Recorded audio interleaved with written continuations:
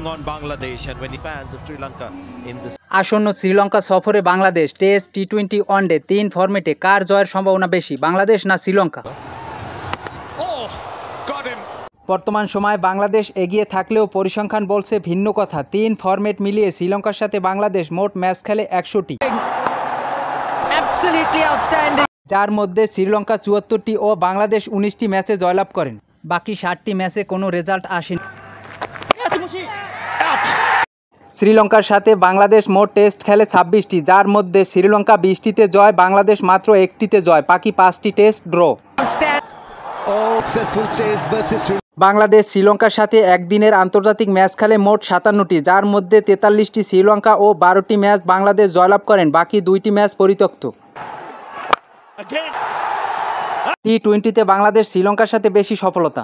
দুই দল মোট 17টি টি-20 খেলে, যার মধ্যে 11টি শ্রীলঙ্কা ও 6টি টি-20 ম্যাচ বাংলাদেশ জয়লাভ করেন।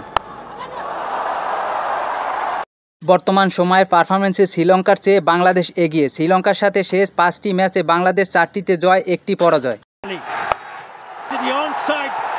বাংলাদেশ সর্বশেষ 5টি ম্যাচের 2টি জয়, 3টি পরাজয়। শ্রীলঙ্কার সর্বশেষ 5টি ম্যাচে 3টি জয়, 2টি পরাজয়। শ্রীলঙ্কা সফরে বাংলাদেশ শ্রীলঙ্কার লড়াই হবে সমান সমান।